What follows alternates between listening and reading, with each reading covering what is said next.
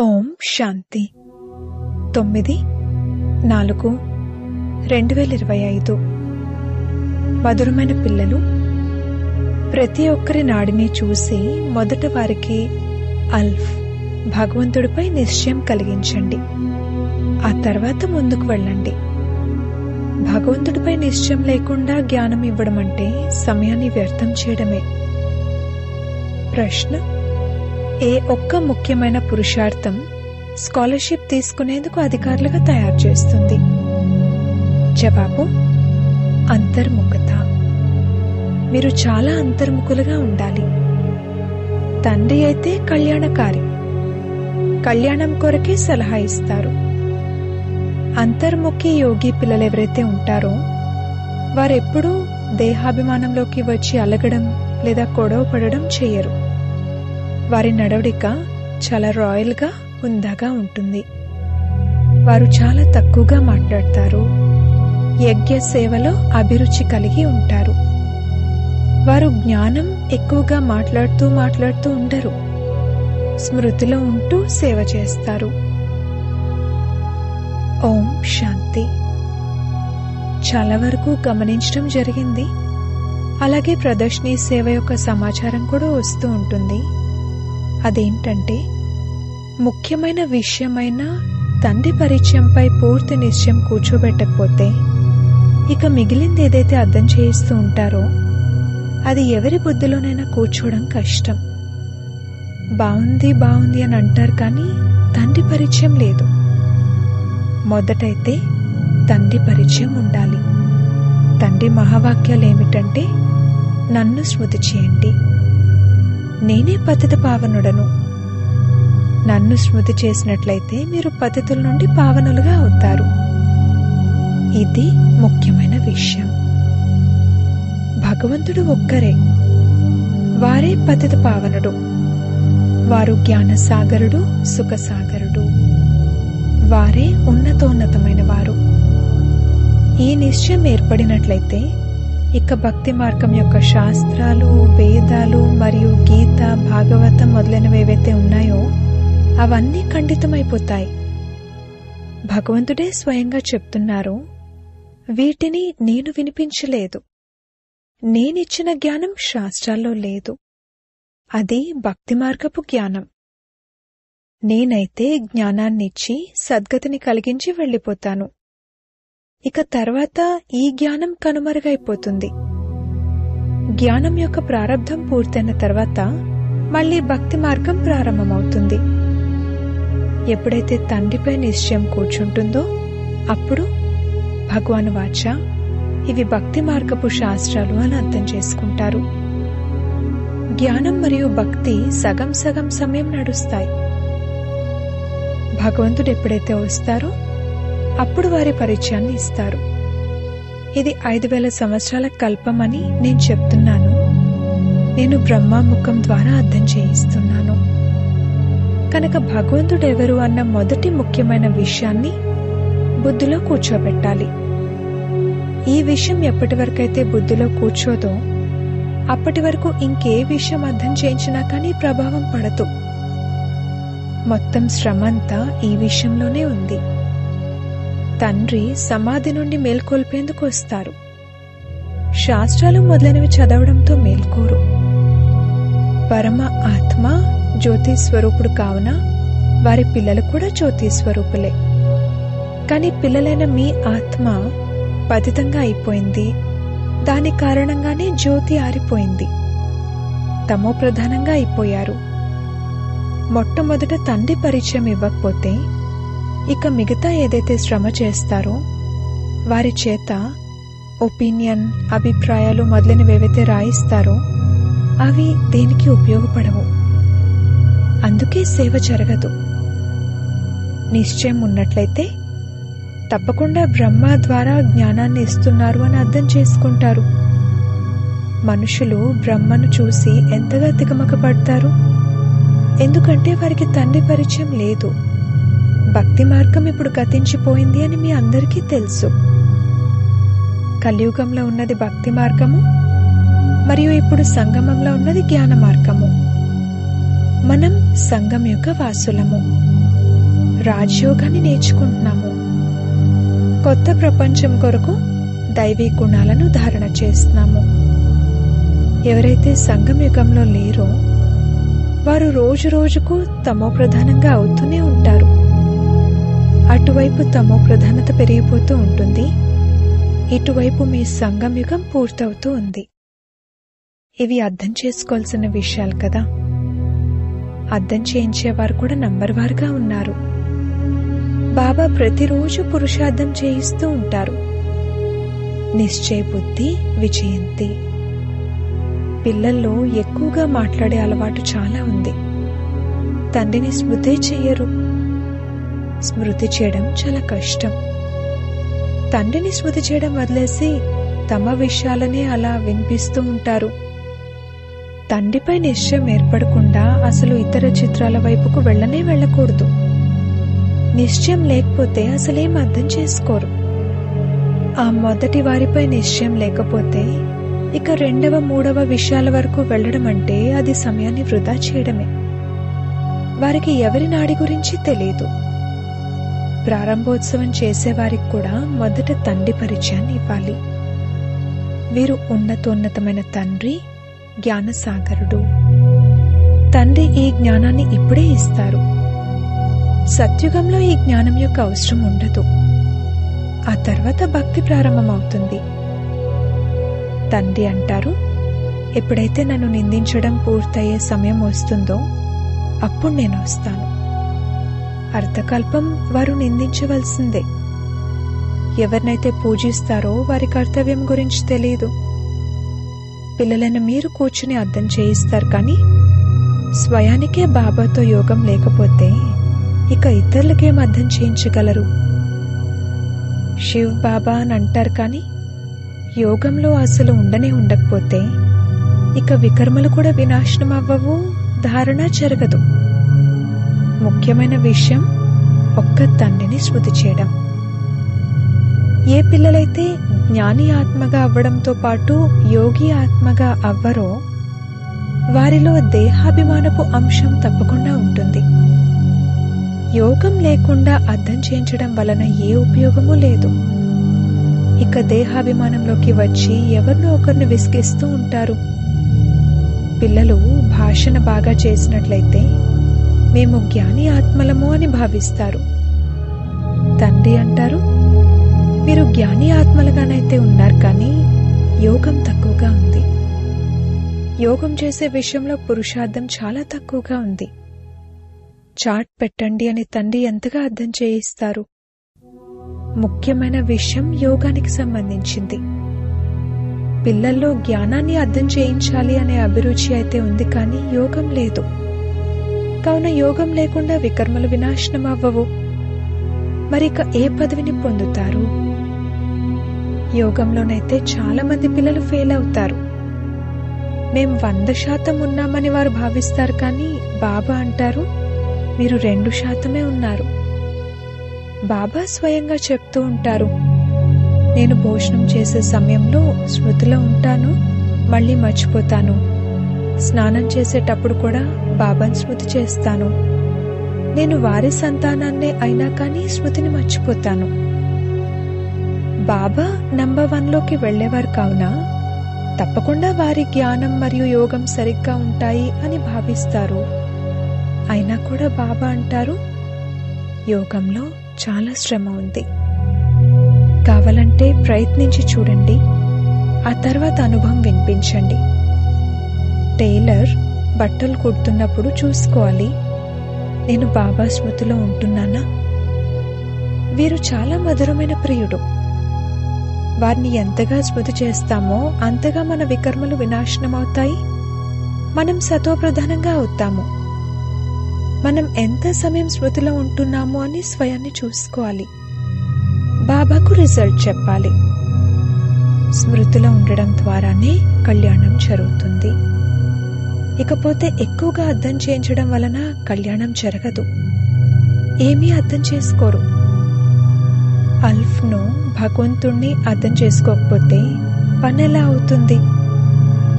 ఒక్క భగవంతుడి గురించే తెలియకపోతే, అనగా ఆ ఒక్కరి గురించే తెలియకపోతే ఇక 1 పక్కన పెట్టే 0 సున్నాలానే ఉండిపోతుంది.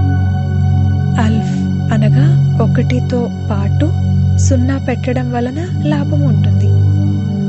యోగం లేకపోతే రోజంతా సమయాన్ని వృధా చేస్తూ ఉంటారు. ఇక వీరు ఏ పదవిని పొందుతారు అని తండ్రికైతే దయ కలుగుతుంది. అదృష్టంలో లేకపోతే ఇక తండ్రి కూడా ఏం చేయగలరు. తండ్రి అయితే గడియ గడియ అర్థం చేయిస్తూ ఉంటారు. దైవీ గుణాలను బాగా ఉంచుకోండి, తండ్రి స్మృతిలో ఉండండి. స్మృతి చాలా అవసరము. స్మృతి ద్వారా ప్రేమ ఏర్పడుతుంది. అప్పుడే శ్రీమతంపై నడవగలుగుతారు. ప్రజలైతే ఎంతో మంది తయారవ్వనున్నారు. మీరిక్కడికి వచ్చిందే ఈ లక్ష్మీనారాయణలుగా అయ్యేందుకు. ఇందులోనే శ్రమ ఉంది. స్వర్గంలోకైతే వెళ్తారు, కానీ శిక్షలు అనుభవించిన తర్వాత చివర్లో వచ్చి ఒక చిన్న పదవిని పొందుతారు. బాబాకైతే పిల్లలందరి గురించి తెలుసు కదా. ఏ పిల్లలైతే యోగంలో కచ్చాగా అపరిపక్వంగా ఉంటారో వారు దేహాభిమానంలోకి వచ్చి అలుగుతారు మరియు కొట్లాడుతూ గొడవపడుతూ ఉంటారు. పక్కా యోగిలు ఎవరైతే ఉంటారో వారి నడుడిక చాలా రాయల్గా హుందాగా ఉంటుంది. వారు చాలా తక్కువగా మాట్లాడతారు. యజ్ఞ సేవ పట్ల కూడా వారికి అభిరుచి ఉంటుంది. యజ్ఞ సేవలో ఎముకలను సైతం సమర్పించేటువంటి వారు కూడా కొందరున్నారు. కానీ బాబా అంటారు, స్మృతిలో ఎక్కువగా ఉన్నట్లయితే తండ్రి పట్ల ప్రేమ కలుగుతుంది మరియు సంతోషంగా ఉంటారు. తండ్రి అంటారు, నేను భారత ఖండంలోనే వస్తాను. నేను వచ్చి భారత్నే ఉన్నతంగా తయారు చేస్తాను. సత్యుగంలో మీరు విశ్వానికి యజమానులుగా ఉండేవారు. అప్పుడు సద్గతిలో ఉండేవారు. మరి దుర్గతిని ఎవరు కలిగించారు? రావణుడు అని అక్కడి వారు సమాధానమిచ్చారు. ఎప్పుడు ప్రారంభమైంది? ద్వాపరం నుండి. అర్ధకల్పం కొరకు ఈ సద్గతిని ఒక్క క్షణంలో పొందుతారు. 21 జన్మల వారసత్వాన్ని పొందుతారు. ఎప్పుడైనా ఎవరైనా మంచి వ్యక్తి వస్తే మొట్టమొదట వారికి తండ్రి పరిచయాన్ని ఇవ్వండి. తండ్రి అంటారు, పిల్లలు, ఈ జ్ఞానం ద్వారానే మీ సద్గతి జరుగుతుంది. ఈ డ్రామా క్షణములు గడిచే కొద్దీ నడుస్తూ ఉంది అని పిల్లలైన మీకు తెలుసు. ఈ విషయం బుద్ధిలో గుర్తున్నా సరే మీరు మంచి రీతిలో స్థిరంగా ఉండగలుగుతారు. మీరు ఇక్కడ కూర్చుని ఉన్నా కూడా ఈ సృష్టి చక్రం పేనువలె ఎలా తిరుగుతూ ఉంటుందో మీ బుద్ధిలో ఉండాలి. క్షణక్షణం టిక్ టిక్ అంటూ ఉంటుంది. డ్రామానుసారంగానే పాత్రంతా గడుస్తూ ఉంది. ఒక్క క్షణం గడిచింది అంటే ఇక అది సమాప్తం. చక్రం తిరుగుతూ ఉంటుంది. చాలా మెల్లమెల్లగా తిరుగుతూ ఉంటుంది. ఇది అనంతమైన డ్రామా. వృద్ధులు మొదలైన వారు ఎవరైతే ఉంటారో వారి బుద్ధిలో ఈ విషయాలు కూర్చోలేవో, జ్ఞానం కూడా కూర్చోదు, యోగం కూడా ఉండదు. అయినా కానీ వారు నా పిల్లలే కదా. అయితే సేవ చేసేవారి పదవి ఉన్నతంగా ఉంటుంది, మిగిలిన వారి పదవి తక్కువగా ఉంటుంది. ఇది పక్కగా ఆలోచనలో పెట్టుకోండి. ఇది అనంతమైన డ్రామా. ఈ చక్రం తిరుగుతూనే ఉంటుంది. ఏ విధంగా రికార్డ్ తిరుగుతూ ఉంటుంది కదా, అలా మన ఆత్మలో కూడా ఇటువంటి రికార్డ్ నిండి ఉంది. చిన్నని ఆత్మలో ఎంతో పాత్ర నిండి ఉంది. దీనినే సృష్టి అద్భుతం అని అంటారు. చూడ్డానికి ఏమీ కనిపించదు. ఇవి అర్థం చేసుకోవాల్సిన విషయాలు. మందబుద్ధి కలవారు వీటిని అర్థం చేసుకోలేరు. ఇందులో మనం ఏదైతే మాట్లాడుతూ ఉంటామో, సమయం గతించిపోతూ ఉంటుందో మళ్ళీ 5000 సంవత్సరాల తర్వాత రిపీట్ అవుతుంది. ఇటువంటి వివేకం ఎవరి వద్ద లేదు. మహారథులు ఎవరైతే ఉంటారో వారు గడియ గడియ ఈ విషయాలపై ధ్యాస పెట్టి అర్థం చేయిస్తూ ఉంటారు. అందుకే బాబా అంటారు, మొట్టమొదటైతే తండ్రి స్మృతి యొక్క కొంగుముడి వేసుకోండి. తండ్రి అంటారు, నన్ను స్మృతి చేయండి. ఆత్మ ఇప్పుడు ఇంటికి వెళ్ళాలి. దేహపు సర్వ సంబంధాలను విడిచిపెట్టాలి. ఎంత వీలైతే అంత తండ్రిని స్మృతి చేస్తూ ఉండండి. ఈ పురుషార్థం గుప్తమైనది. బాబా పరిచయాన్నే అందరికీ ఇవ్వండి అని బాబా సలహా ఇస్తున్నారు. బాబాను తక్కువగా స్మృతి చేస్తే బాబా పరిచయం కూడా తక్కువగానే ఇస్తారు. మొదటైతే బాబా పరిచయం బుద్ధిలో కూర్చోవాలి. వారు మన తండ్రి అని ఇప్పుడు రాయండి అని వారికి చెప్పండి. దేహ సహితంగా అన్నింటినీ వదిలి ఒక్క తండ్రినే స్మృతి చేయాలి. స్మృతి ద్వారానే మీరు తమో ప్రధానుల నుండి సతో ప్రధానులుగా అవుతారు. ముక్తిధామం మరియు జీవన్ముక్తిధామంలో దుఃఖం, బాధ ఉండనే ఉండవు. రోజు రోజుకు మంచి విషయాలను అర్థం చేయించడం జరుగుతుంది. మీరు పరస్పరం కూడా ఇవే విషయాలను మాట్లాడుకోండి. యోగ్యులుగా కూడా తయారవ్వాలి కదా. బ్రాహ్మణులుగా అయ్యుండి ఆ తండ్రి యొక్క ఆత్మిక సేవను చేయకపోతే ఇకెందుకు పనికొస్తారు? చదువును బాగా ధారణ చేయాలి కదా. ఒక్క అక్షరం కూడా ధారణ జరగని వారు ఎంతో మంది ఉన్నారని బాబాకు తెలుసు. వారు యథార్థ రీతిగా తండ్రిని స్మృతి చేయరు. రాజారాణుల పదవిని పొందడంలో శ్రమ ఉంటుంది. ఎవరైతే కష్టపడతారో వారే ఉన్నత పదవిని పొందుతారు. కష్టపడితేనే రాజ్యంలోకి వెళ్ళగలుగుతారు.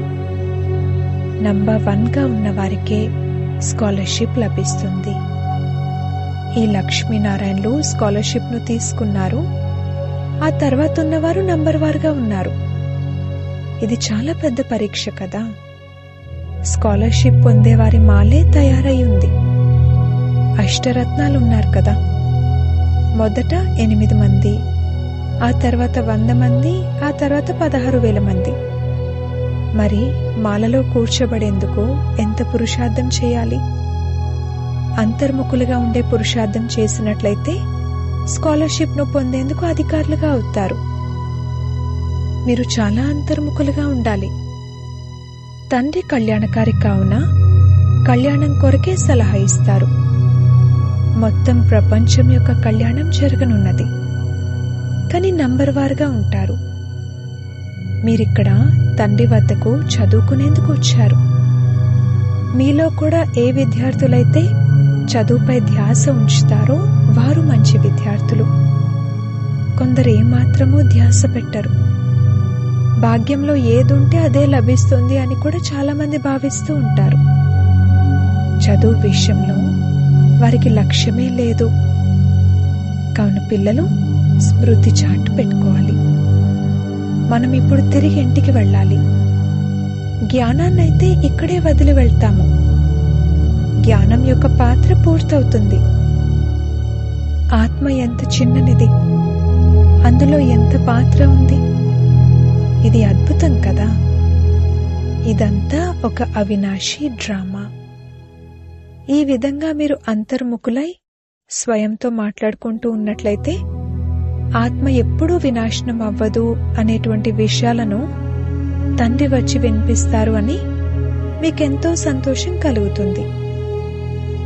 డ్రామాలో ప్రతి వ్యక్తి మరియు ప్రతి వస్తువు యొక్క పాత్ర నిశ్చితమై ఉంది. దీనిని అంతం లేనిది అని అనడానికి వీల్లేదు. దీనికి అంతం ఉంది, కానీ ఇది అనాది అయినది.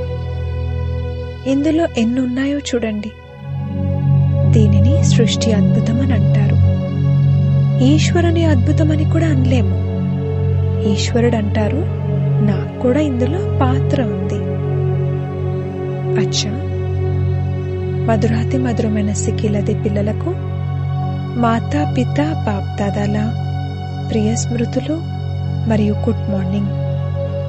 ఆత్మిక పిల్లలకు ఆత్మిక తండ్రి నమస్తే. ధారణ కొరకు ముఖ్య సారము. మొదటి పాయింట్, యోగంలో చాలా శ్రమ ఉంది. అందుకే కర్మల్లో ఎంత సమయం తండ్రి స్మృతి ఉంటుంది అని ప్రయత్నించి చూడాలి. స్మృతిలో ఉండడంలోనే కళ్యాణం ఉంది. మధురమైన ప్రియుణ్ణి చాలా ప్రేమతో స్మృతి చేయాలి. స్మృతి చాట్ పెట్టుకోవాలి. రెండవ పాయింట్, సూక్ష్మమైన బుద్ధితో ఈ డ్రామా రహస్యాన్ని అర్థం చేసుకోవాలి. ఇది చాలా చాలా కళ్యాణకారి డ్రామా. మనం ఏదైతే మాట్లాడతామో లేదా చూస్తామో అది మళ్ళీ 5000 సంవత్సరాల తర్వాత రిపీట్ అవుతుంది. దీనిని యథార్థంగా అర్థం చేసుకుని సంతోషంగా ఉండాలి. వరదానము: తమ శ్రేష్ఠ జీవితం ద్వారా పరమాత్మ జ్ఞానం యొక్క ప్రత్యక్ష ప్రూఫ్ను చూపించే మాయా ప్రూఫ్ భవ. స్వయాన్ని పరమాత్మ జ్ఞానం యొక్క ప్రత్యక్ష ప్రమాణంగా లేక ప్రూఫ్గా భావించడం ద్వారా మాయా ప్రూఫ్గా అయిపోతారు.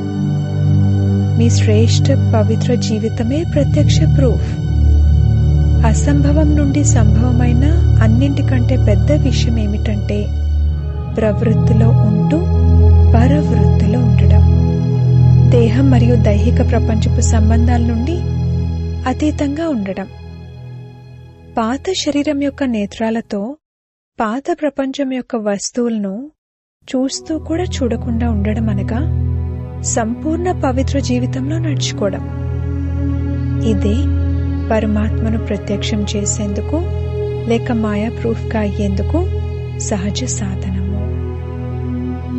స్లోగన్: అటెన్షన్ రూపీ కాపలాదారుడు సరిగ్గా ఉన్నట్లయితే అతీంద్రియ సుఖం యొక్క ఖజానాను పోగొట్టుకోలేరు. అవ్యక్త సూచనలు: కంబైన్ రూపపు స్మృతి ద్వారా సదా విజయులుగా అవ్వండి. బాబాను సహచరునిగా అయితే చేసుకున్నారు. ఇప్పుడు వాణ్ణి కంబైన్ రూపంలో అనుభవం చేయండి మరియు ఈ అనుభవాన్ని పదే పదే స్మృతిలోకి తీసుకొస్తూ స్మృతి స్వరూపులుగా అవ్వండి. పదే పదే చెక్ చేసుకోండి, కంబైన్డ్గా ఉన్నానా? వారి నుండి పక్కకైతే రాలేదు కదా? ఎంతగా కంబైన్ రూపం యొక్క అనుభవం పెరుగుతూ ఉంటుందో అంతగా బ్రాహ్మణ జీవితం చాలా ప్రియమైనదిగా, మనోరంజకమైనదిగా అనుభవం అవుతుంది.